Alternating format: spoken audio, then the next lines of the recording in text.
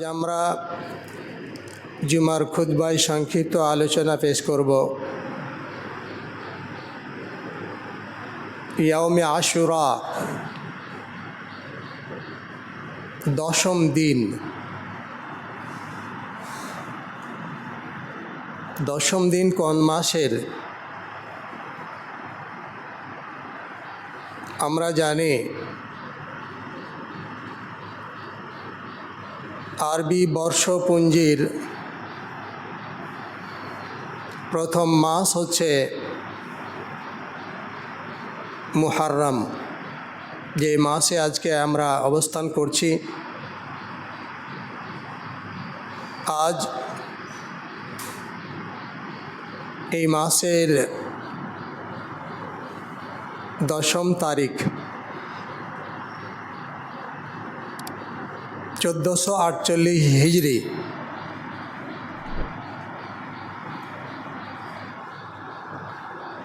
এই মাস আমাদের কাছে গুরুত্বপূর্ণ কেন?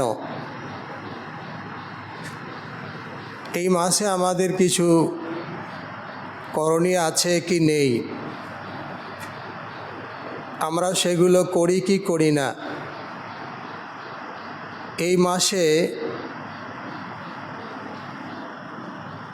ইসলাম বহির্ভূত বিদাত কর্মগুলো আমাদের দ্বারা সংগঠিত হয় কি হয় না, আমরা সে বিষয় নিয়ে সংক্ষিপ্ত সময়ের মধ্যে সংক্ষেপে আলোচনা পেশ করব ইনশাআল্লাহ। ওমা তৌফিকি ইল্লা বিল্লাহ, আলাইহি তাওয়াক্কালতু ওয়া ইলাইহি উনীব।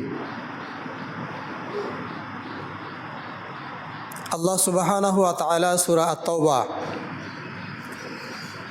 9 নম্বর সূরার 36 নম্বর আয়াতে বলেন, ইন্না ইদ্দাতাশ শুহুরি ইনদাল্লাহি 12 শাহরান ফি কিতাবিল্লাহ ইয়াউমা খালাকাস সামাওয়াতি ওয়াল আরদ। যেদিন আল্লাহ সুবহানাহু ওয়া তাআলা জমিন আসমান সৃষ্টি করেছেন, সেদিন থেকেই আল্লাহর কিতাবে 12টি মাস রয়েছে। মিনহা আরবাআতুন হুরুম। এই 12টি মাসের মধ্যে 4টি মাস হচ্ছে হারামের।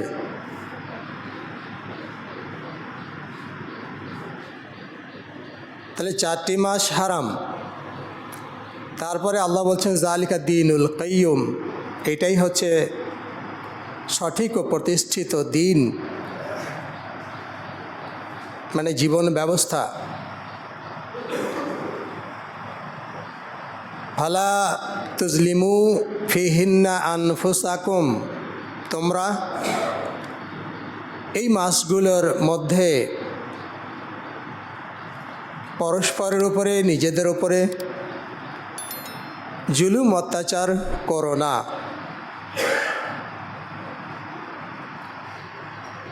আল্লাহ সুবহানাহু ওয়া তাআলা আমাদেরকে 4টি মাস, এমন মাস দিয়েছেন যে মাসে কিছু কাজ কর্ম করা হারাম, যেগুলো কারো প্রতি জুলুম করা, অত্যাচার করা, নিপীড়ন করা নিজের উপরে হতে পারে, পাড়া প্রতিবেশীর প্রতি হতে পারে, সেটা কোনো দেশ অন্য দেশের উপরে হতে পারে। তাহলে কোনো দেশ কোনো দেশের উপরে, কোনো প্রতিবেশী তার কোনো প্রতিবেশীর লোকের উপরে অথবা নিজের উপরে কোনো রকমেরই জুলুম অত্যাচার করবে না। যদি করে তাহলে কি হবে? অন্য মাসে সেগুলো করাও অবৈধ। অন্যায় করা, জুলুম করা, অত্যাচার করা, গর্হিত কাজ করা অন্য মাসেও অবৈধ বা নিষিদ্ধ।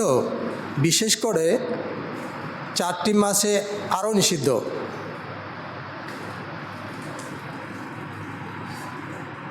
তাহলে কিছু এরিয়া রয়েছে যেখানে সাধারণের প্রবেশ নিষিদ্ধ, তাহলে কিছু মানুষের প্রবেশ সেখানে নিষিদ্ধ নয়? তাহলে মাস, যেই 4টি মাস, এই মাসগুলোতে একে অপরের সাথে ঝগড়া বিবাদ করা, মারপিট করা, যুদ্ধ করা, অন্যায় করা, জুলুম করা চরমভাবে নিষিদ্ধ। কোনো রাষ্ট্রনেতা কোনো রাষ্ট্রের উপরে এই মাসগুলোতে আক্রমণ হানবে না। কোনো মুসলিম শাসক পারতপক্ষে এই মাসগুলোর মধ্যে যুদ্ধও শুরু করবে না। তবে কোনো রাষ্ট্র যদি তার উপরে যুদ্ধ চাপিয়ে দেয় তাহলে তাকে প্রতিরক্ষামূলক যুদ্ধ করতে হবে। তাহলে হারাম মাসে যুদ্ধ করা নিষিদ্ধ, তারপরেও যদি কেউ জবরদস্তি যুদ্ধ চাপিয়ে দেয় তাহলে তার সঙ্গে যুদ্ধ করতে হবে। আল্লাহ সুবহানাহু ওয়া তাআলা তার রাসূলের মাধ্যমে আমাদের জানিয়েছেন। হাদিসটি সহিহ মুসলিমের 1163 নম্বর হাদিসে পাওয়া যাবে। বর্ণনাকারী আবু হুরায়রা রাদিয়াল্লাহু তাআলা আনহু তিনি বর্ণনা করছেন, আফজালুস সিয়ামি বা'দা রমাজান, রমাজান মাসের পরে আরও যে 11টি মাস রয়েছে সেই মাসগুলোর মধ্যে কোন মাসের সিয়াম রাখাটা সর্বোত্তম হবে, কোন মাসের সিয়াম বা রোজা রাখা সর্বোত্তম? রমাজানের পরে।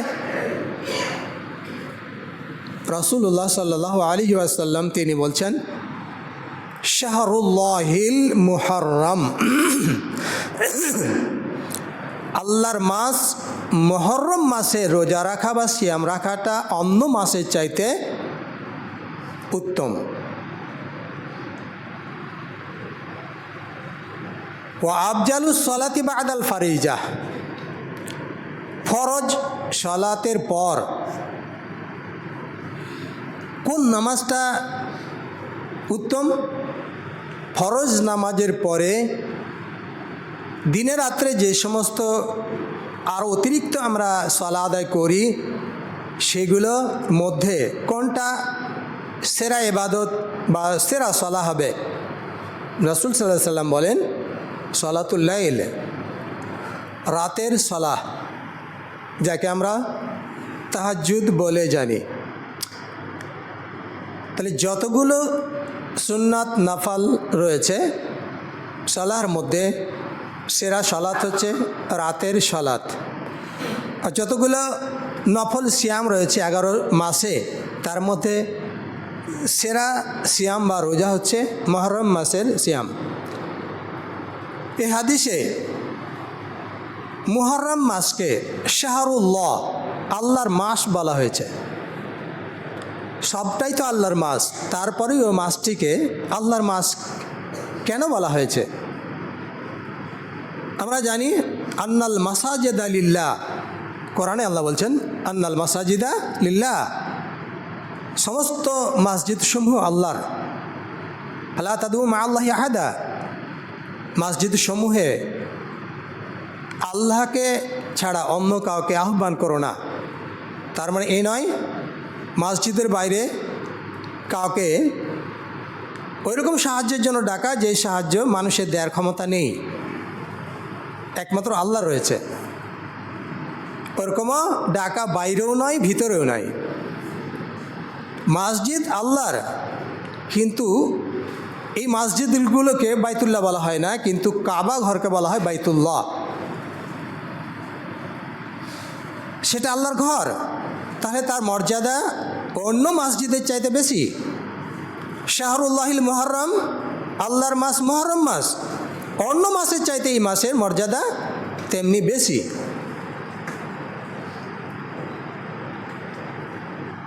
বাইতুল্লাহর আশেপাশে যে এলাকা রয়েছে, যেটা ইব্রাহিম আলাইহিস সালাম হারামের এরিয়া বলে চিহ্নিত করেছেন, সেই জায়গাতে কোনো রকমের গাছপালা তুলে ফেলা বা মশা মাছি মারা, পশু প্রাণী হত্যা করা চরমভাবে নিষিদ্ধ।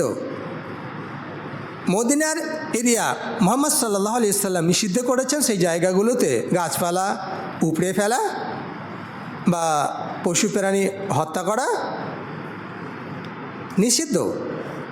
একইভাবে মুহররম মাসে এবং মুহররম ছাড়া আরও যে 3টি মাস রয়েছে, পরস্পর মাস হচ্ছে জিলকাদা, জিলহিজ্জা, মুহররম, আর মাঝে একটি মাস রয়েছে রজব। এই 4 মাসের মধ্যে কোনো রকমের অন্যায়, জুলুম, অত্যাচার, গর্হিত কাজকর্ম করা নিষিদ্ধ।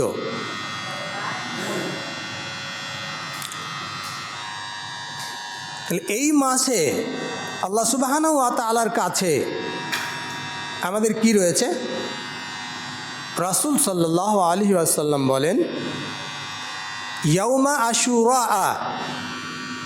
এই যে আশুরার দিনের সিয়াম, এই মাসে 10ম তারিখের সিয়াম। রাসূল সাল্লাল্লাহু আলাইহি ওয়াসাল্লাম বলেন, আহতাসিবু আলাল্লাহ, আমি আল্লাহ সুবহানাহু ওয়া তাআলার কাছে আশাবাদী, আইয়ুকাফফিরাস সানাতাল্লাতী ক্বাবলাহু, তার বিগত 1 বছরের গুনাহসমূহ মোচন করা হবে। তাহলে আল্লাহ সুবহানাহু ওয়া তাআলা একটি সিয়ামের বরকতে, একটি সিয়ামের মাধ্যমেই সিয়াম পালনকারীর জন্য, যারা মুহররম মাসের 10ম তারিখের একটি সিয়াম পালন করবে, তার জন্য বিগত 1 বছরের সাগিরা গুনাহসমূহ মুছে দেবেন বলে রাসূল সাল্লাল্লাহু আলাইহি ওয়াসাল্লাম বলছেন, আমি আল্লাহর কাছে আশাবাদী। তাহলে এই মাসগুলোতে একটি রোজা রাসূল সাল্লাল্লাহু আলাইহি ওয়াসাল্লাম রেখেছেন, মক্কার জীবনে রেখেছেন, মদিনার জীবনেও রেখেছেন। মুহাম্মদ সাল্লাল্লাহু আলাইহি ওয়াসাল্লাম শুধু মুহররমের রোজা রেখেছেন এমনটি নয়, জাহিলিয়াতের যুগের কুরাইশরাও এই 10ম তারিখে, অর্থাৎ মুহররম মাসের 10ম তারিখে সিয়াম পালন করে আসছিল। মা আয়েশা রাদিয়াল্লাহু তাআলা আনহার হাদিস থেকে জানা যায়, তিনি যখন মদিনা আগমন করলেন, মক্কা ছেড়ে হিজরত করে 622 খ্রিস্টাব্দে মদিনা আগমন করলেন। মদিনাতে ইহুদি নাসারা এরা ওই দিনটি সিয়াম পালন করছিল। তাহলে মক্কার লোকেরা জাহিলিয়াতের যুগেও এই সিয়ামটা পালন করে আসছে, রাসূল সাল্লাল্লাহু আলাইহি ওয়াসাল্লাম সিয়াম রাখতেন। আর মদিনাতে এসেও দেখেন যে ওই দিনে, অর্থাৎ এই মুহররম মাসের 10ম তারিখে তারাও সিয়াম পালন করছে। তিনি তাদের জিজ্ঞেস করলেন, মা হাযিহিল আইয়াম বা মা হাযিহিল ইয়াউম, এই দিনটা কেমন দিন? আল্লাতী তাসুমুহ, যে দিনে তোমরা সিয়াম পালন করছো। ইহুদিরা উত্তর দিল, ইন্নাহু ইয়াউমুন আযীমুন, এটা একটা মহান দিন, এটা একটা বড় দিন। আনজাল্লাহু মূসা অগাররাকা ফিরআউন ওয়া কওমাহু, এই দিনে আল্লাহ সুবহানাহু ওয়া তাআলা মূসা আলাইহিস সালাতু ওয়াস সালামকে এই ফিরআউনের এবং তার সৈন্যবাহিনীর কবল থেকে রক্ষা করেছিলেন এবং তাদেরকে গাররাকা ফিরআউন ওয়া কওমাহু, ফিরআউন এবং তার দলবলকে লোহিত সাগরে সলিল সমাধি তাদের ঘটিয়েছিলেন, পানিতে ডুবিয়ে তাদেরকে মেরেছিলেন।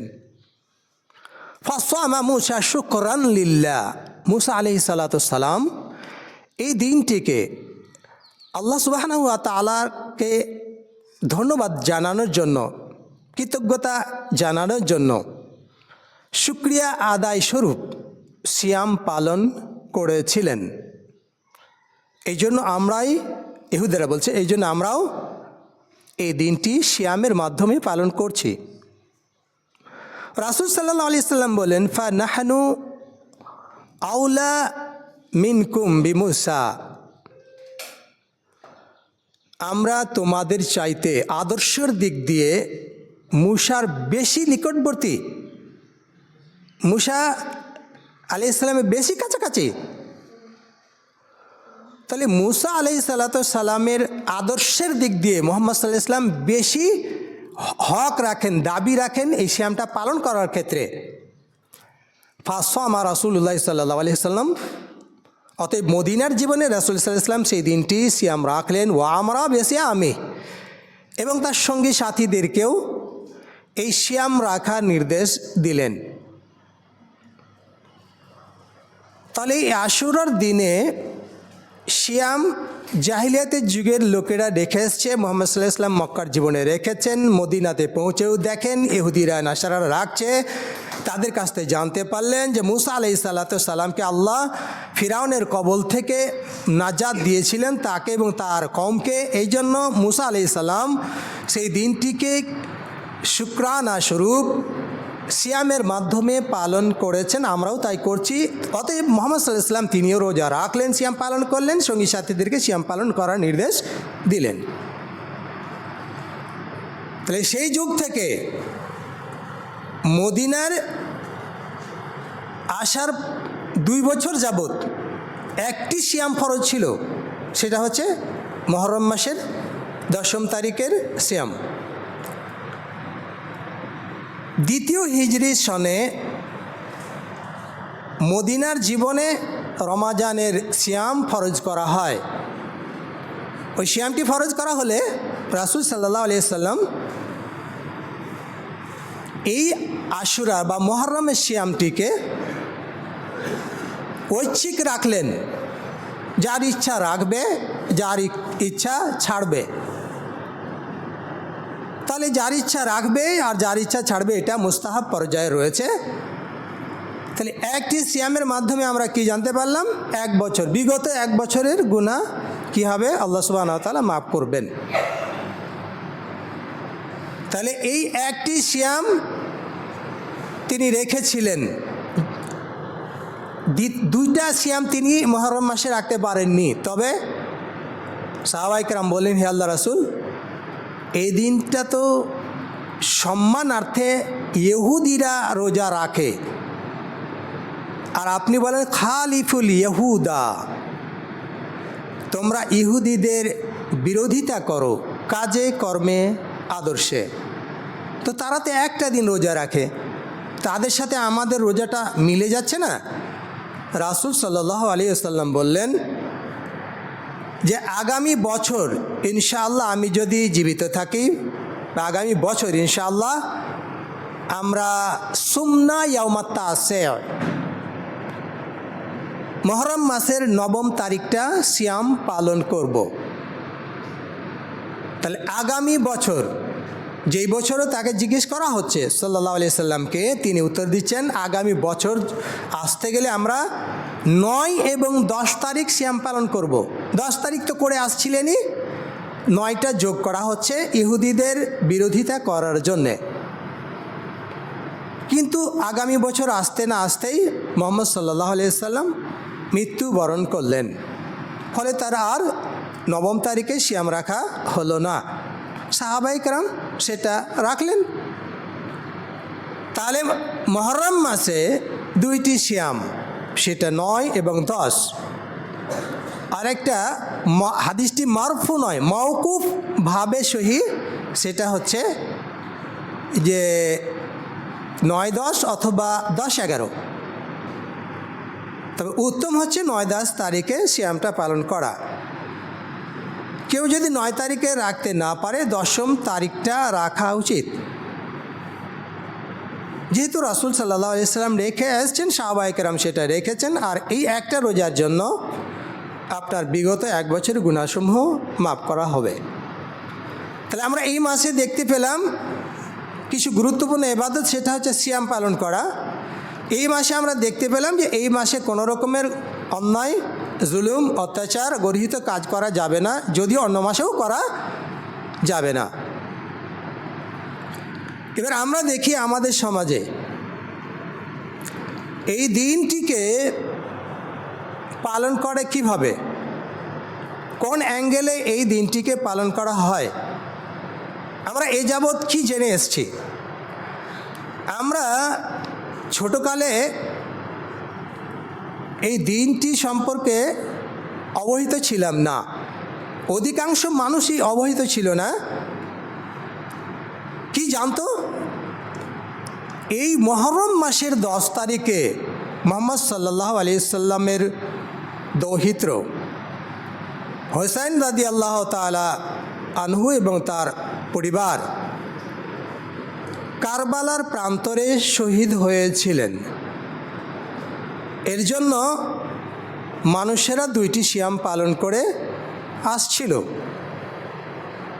তাদেরকে মনে হয় সন্তুষ্ট করার জন্যে, তাদের দুঃখে দুঃখিত হওয়ার জন্যে, তাদের শোকে শোকাতুর হওয়ার জন্যে মানুষেরা তাজিয়া বের করত, মুর্শিয়া গেয়ে বেড়াতো, নিজেদের ভালো শরীরকে ক্ষতবিক্ষত করত, নিজেদের ভালো জামা কাপড়গুলোকে ছিঁড়ে ফেলতো, কেউ গাল চাপড়াতো ইত্যাদি কিছু করত।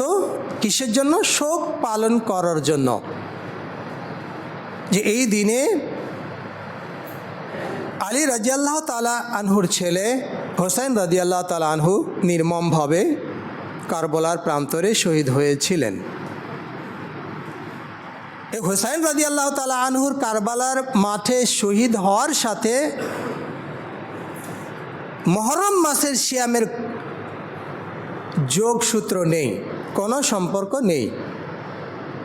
কোনো মানুষ যদি হুসাইন রাদিয়াল্লাহু তাআলা আনহুর শহীদের জন্য সিয়াম পালন করে, তার সিয়াম তাকে জাহান্নামে নিয়ে যাওয়ার জন্য যথেষ্ট হবে। রাসূল সাল্লাল্লাহু আলাইহি সাল্লাম তার জীবদ্দশায় সিয়াম পালন করেছেন, করতে বলেছেন, কিন্তু এটা বলেননি যে তার দৌহিত্র তার মৃত্যুর 50 বছর পরে 61 হিজরিতে কারবালার প্রান্তরে শহীদ হবেন, তার জন্য আমি আগাম রোজা রাখছি, তোমরাও রাখবে, এমনটি নয়। কোনো মানুষ যদি এই খেয়ালে, এই নিয়াতে, এই উদ্দেশ্যে, অর্থাৎ হুসাইন রাদিয়াল্লাহু তাআলা আনহুর শহীদ হওয়ার দিনটিকে কেন্দ্র করে সিয়াম পালন করে, তার সিয়াম তাকে জাহান্নামে নিয়ে যাওয়ার জন্য যথেষ্ট হবে। অতএব হুসাইন রাদিয়াল্লাহু তাআলা আনহুর শহীদের জন্য আমরা সিয়াম পালন করি না, আমরা সিয়াম পালন করি কিসের জন্যে? এই দিনটিতে আল্লাহ সুবহানাহু ওয়া তাআলা মুসা আলাইহিস সালামকে এবং তার কওমকে ফিরাউন আকাশের নিচে জমিনের ওপরে তার চাইতে বদমাশ, তার চাইতে জালিম কোনো শাসক গুজরায়নি, অতিবাহিত হয়নি। যত বড় জালিম শাসক ছিলেন ফিরাউন। ফিরাউন কী করতো? সূরা বাকারার মধ্যে রয়েছে, ইউযাব্বিহুনা আবনাআকুম ওয়া ইস্তাহয়িউনা নিসাআকুম। মুসা আলাইহিস সালামের জাতিগোষ্ঠীর লোক, এরা হচ্ছে বনি ইসরাইল, এদের ঘরে যত পুত্র সন্তান গ্রহণ করত, ফিরাউন সব পুত্র সন্তানকে হত্যা করত, কাউকে জীবিত রাখত না। বনি ইসরাইলদের ঘরে কোনো পুত্র সন্তান জন্ম নিলেই তার বেঁচে থাকার কোনো অধিকার নাই। নারী সন্তান জন্মগ্রহণ করলে তাকে দাসী হিসাবে জীবিত রাখে, তাদের বাড়ির মানে কর্মী হিসাবে কাজ করবে, তার জন্য তাকে জীবিত রাখে। আর রাখে কি? এই বংশের লোকেরা আমাদের দাসী, অর্থাৎ আমাদের এরা চাকর নকর, এরা আমাদের সেবা করবে, এই জন্য বাঁচিয়ে রাখতে। আল্লাহ সুবহানাহু ওয়া তাআলা তাদের কথাগুলো কোরআনে ধরেছেন, কোরআনে বলেছেন যে ফিরাউন বনি ইসরাইলদের উপরে কী না অত্যাচার করত। তাহলে আপনি চিন্তা করেন, পাড়াকে পাড়া, গ্রামকে গ্রাম, কোনো বাড়িতে বনি ইসরাইলের কোনো পুত্র সন্তান জীবিত নাই। কোনো মায়ের গর্ভে সন্তান আসা মাত্রই তারকে খেয়াল রাখা হয়, তার মানে কখন তার বাচ্চা হবে, মেয়ে হচ্ছে না ছেলে হচ্ছে দেখা হবে। ছেলে হতে গেলেই তার বাঁচার কোনো অধিকার নাই। যেমন আজকে জালিম শাসক, ওর ধারণা মুসলিম হিসাবে নাকি আমাদের কোনো অধিকার নাই, এটা নাই, ওটা নেই, সেটা নাই। কত বড় জালিম শাসক গেছে, কত জালিম শাসক আসবে, তাকেও যেতে হবে। ধৈর্যের পরিচয় আমাদেরকে দেয়া লাগবে। তাহলে বানি ইসরাইলরা এই জুলুম অত্যাচার থেকে, ফেরাউনের জুলুম অত্যাচার, তার সৈন্যবাহিনীর জুলুম অত্যাচার, তার জাতিগোষ্ঠীর অত্যাচার থেকে বেঁচেছিলেন, আল্লাহ বাঁচিয়েছিলেন। শুক্রিয়া না, মুসা আলাইহিস সালাম রোজা রেখেছিলেন। মুহাম্মদ সাল্লাল্লাহু আলাইহি সাল্লাম বললেন, মুসার মানে আদর্শের দিক থেকে আমরা বেশি দাবিদার, বেশি হক রাখি সিয়াম পালন করার ক্ষেত্রে। অতএব তিনি রোজা রেখেছিলেন, রোজা রাখার নির্দেশ দিয়েছিলেন। রমাজানের রোজা ফরজ হওয়ার পর তিনি এটা ঐচ্ছিক রেখে দিলেন, যার ইচ্ছা রোজা রাখবে, যার ইচ্ছা রোজা ছাড়বে। রোজা কেউ ছেড়ে দিলে তাকে ভর্ৎসনা করা যাবে না, এর বাইরে আর কিছু নেই। কিন্তু আজকে আমরা কি দেখছি? আজকে আমরা দেখছি যে হুসাইন রাদিয়াল্লাহু তাআলা আনহুর নামে দান খায়রাত করা হচ্ছে, তার নামে সিয়াম পালন করা হচ্ছে, তার জন্য শোক দিবস পালন করা হচ্ছে, তার জন্য নিজের শরীরকে ক্ষতবিক্ষত করা হচ্ছে। এটা কারা করলো? এটা 946 থেকে 976 খ্রিস্টাব্দে আব্বাসীয় খলিফা মুতি বিন মুক্তাদির এর শাসন আমলে তার আমির আহমদ বিন বুইয়া দাইলামি, সে মইজুদ্দৌলা নামে পরিচিত ছিল। এই 351 হিজরিতে 18ই জিলহজ উসমান রাদিয়াল্লাহু তাআলা আনহু মসজিদের ভিতরে কোরআন পাঠরত অবস্থায় শহীদ হয়েছিলেন। এই দিনটিকে সে ঈদ হিসাবে, খুশির দিন হিসাবে উদযাপন করার জন্য এলান করলেন। যে সাহাবী, যাকে বলা হয় গানি, আর্থিকভাবে তিনি ইসলামের কত সাহায্য সহযোগিতা করেছিলেন, তাকে আল্লাহ কত ধনাঢ্য করেছিলেন, কত ধনী করেছিলেন আর্থিকভাবে, মানসিকভাবে। আর মুহাম্মদ সাল্লাল্লাহু আলাইহি ওয়াসাল্লাম একের পর এক 2টি মেয়ে যাকে দিয়েছিলেন, সেই উসমান রাদিয়াল্লাহু তাআলা আনহুর শহীদের দিনটিকে এই হতভাগা মইজুদ্দৌলা খুশির দিন হিসাবে উদযাপন করলো। পরের বছর 352 হিজরিতে এই 10ই মুহররম হুসাইন রাদিয়াল্লাহু তাআলা আনহুর শহীদ দিবসটিকে শোক দিবস হিসাবে পালন করার জন্য এলান করলেন। সেই দিন কোনো রকমের দোকানপাট, অফিস আদালত খোলা যাবে না। সেই দিন মেয়েদেরকে তাদের চেহারা কালো করে রাস্তায় বের হওয়ার জন্য নির্দেশ দেওয়া হয়। সেই দিন এশিয়াপন্থী লোকেরা, মইজুদ্দৌলার অনুগামী অনুসারীরা, তারা নিজেদের শরীরকে অস্ত্র দিয়ে ক্ষতবিক্ষত করে হুসাইন রাদিয়াল্লাহু তাআলা আনহুর শোকে শোকান্বিত হওয়ার জন্যে তারা এইভাবে ওই দিনটিকে শোক হিসাবে পালন করে, নিজেদেরকে ক্ষতবিক্ষত করে, আহাজারি করে, মুর্শিয়া গায় ইত্যাদি করে। তাহলে 352 হিজরি সনে এই বিদাতটা, এই খরাফাতটা, এই অনাচারটা এই হতভাগা মানুষটা কি করলো? ইজাদ করলো, আবিষ্কার করলো। আর 353 হিজরিতে মানে এমনভাবে বাধ্য করলো, যারা সুন্নি এদেরকেও বাধ্য করলো দিনটি পালন করার জন্যে। দিনটি পালন করতেই হবে। ফলে সুন্নিদের সাথে শিয়াদের একটা রক্তক্ষয়ী সংগ্রাম হয়। যেমন আজকে দেখছেন, আপনাকে এটা বলতে হবে, ওটা বলতে হবে, না হলে ক্ষতবিক্ষত করছে। আপনার ইচ্ছার বিরুদ্ধে আপনাকে এটা করতে হবে। ইচ্ছা না থাকলেও এরা জোর করে করিয়ে এনেছে। ঠিক একইভাবে ওই মইজুদ্দৌলা এবং তার অনুসারীরা সুন্নিদের উপরে আক্রমণ চালায় দিনটিকে পালন করার জন্য, পালন করতেই হবে। ফলে তারা প্রতিবাদ জানায়, মরবো কিন্তু এই দিনটি আমরা পালন করব না, তাই তাদের মধ্যে যুদ্ধ বাঁধে। ঠিক একইভাবে আমাদের মধ্যেও মনে হচ্ছে এরকম দিন আসছে যখন মুসলিমদের পিঠ দেওয়ালে ঠেকে যাবে, তখন তারাও ওইরকম প্রতিরোধ করবে যেরকম প্রতিরোধ করে তাদের ইজ্জত মান সম্মান রক্ষা করা যায়। আল্লাহ তুমি আমাদেরকে জালিম শাসকের জুলুম থেকে, হিংসুকদের হিংসা থেকে, ইসলাম বিদ্বেষীদের বিদ্বেষ থেকে রক্ষা করো বলে আমিন।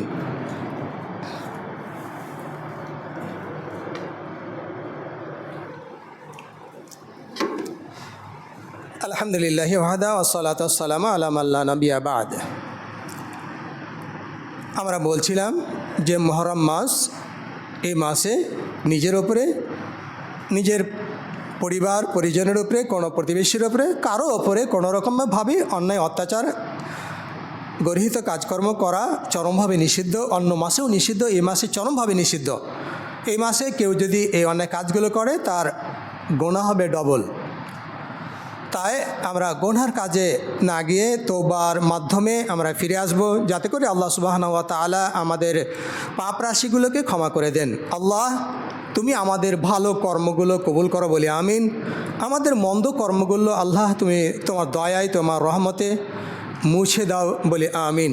আল্লাহ আমাদের মধ্যে যারা অসুস্থ রয়েছে আল্লাহ তুমি তাদেরকে সুস্থতা দান করো বলে আমিন। আমাদের মধ্যে যারা আর্থিকভাবে অসচ্ছল রয়েছে আল্লাহ তুমি তাদেরকে সচ্ছলতা দান করো বলে আমিন। আমাদের মধ্যে যারা মানসিকভাবে এবং দৈহিকভাবে, আর্থিকভাবে টেনশনে ভুগছেন আল্লাহ তাদেরকে টেনশন মুক্ত করো বলে আমিন।